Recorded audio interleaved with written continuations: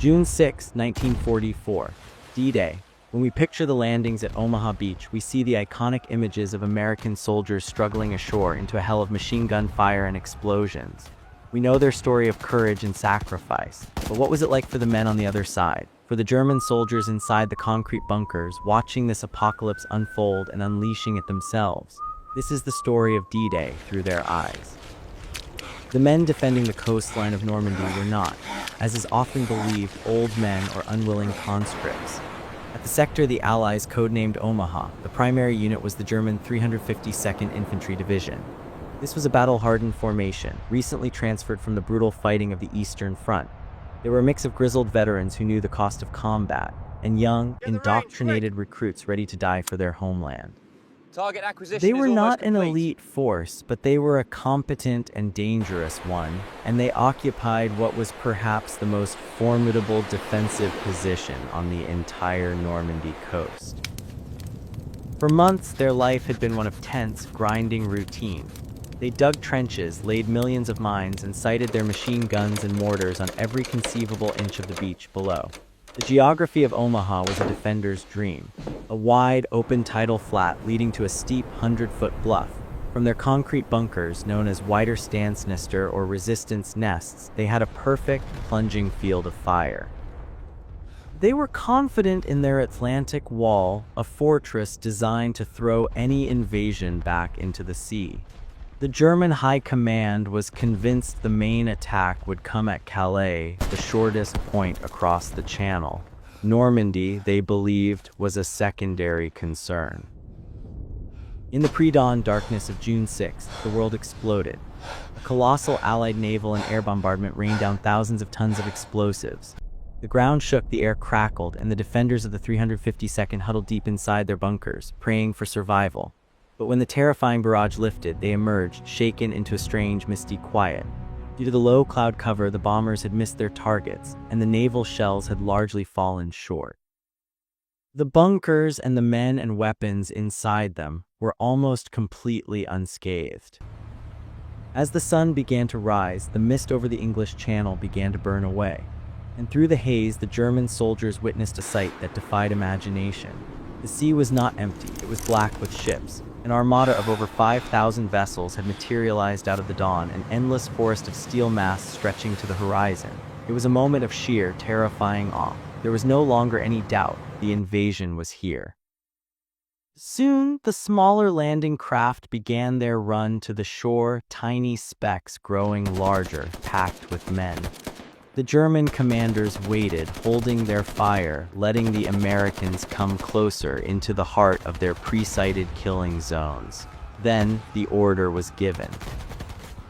For the next few hours, Omaha Beach became a perfect, methodical slaughterhouse. The German machine gunners, peering through the narrow slits of their bunkers, opened fire. The MG-42, known as Hitler's buzzsaw, spat out over 1,200 rounds a minute, a terrifying, ripping sound that echoed across the beach. They watched as the ramps of the landing craft dropped, and the American soldiers inside were cut down in neat rows before they could even step into the water. Those who made it to the sand were trapped with nowhere to hide. Mortar shells, fired from positions hidden behind the bluffs, rained down with chilling accuracy. From the German perspective, it was a surreal, horrific shooting gallery. Men like Heinrich Severloh, a machine gunner at Resistance Nest 62, would later recount firing for 9 solid hours, switching out glowing hot barrels, unleashing over 12,000 rounds of ammunition into the waves of men below. It was a mechanical, brutal, and sickening task. They watched as the tide, red with blood, washed over the bodies of the fallen. For a time, it seemed impossible that anyone could survive. The German defenders, inflicting such terrible casualties, believed they were winning. They believed they might actually repel the greatest invasion in history. But the American soldiers, despite the unimaginable horror, did not break. They just kept coming, wave after wave, landing craft after landing craft. For every man that fell, another seemed to take his place. The sheer, overwhelming number of the enemy was a psychological weapon in itself. Then the tide of the battle began to turn, due to one critical factor the bunkers could not defend against: the United States Navy. Realizing the catastrophe unfolding on the beach, Allied destroyers made a heroic, desperate decision. They steamed dangerously close to the shore, risking running aground, to bring their 5-inch guns to bear directly on the German bunkers. They acted like massive sniper rifles, firing with pinpoint accuracy. For the men inside the concrete emplacements, it was a terrifying new hell. A direct hit from a naval shell didn't just kill, it obliterated the entire position, turning concrete and steel into dust. One by one, the key German defenses were being silenced by the guns of the fleet. On the beach, small groups of American soldiers, led by determined officers and sergeants, began to find small gaps in the German fire. They blew through the barbed wire and began the slow, agonizing climb up the bluffs. They started to infiltrate the trench lines, attacking the wider stand sinister not from the front, but from the flanks and the rear. The battle turned from a long-range shooting match into a brutal, close-quarters fight with grenades and rifles. The German defenders now found themselves in a desperate situation. Their machine guns had fired for so long they were running out of ammunition. Their positions, designed to face the sea, were being attacked from behind.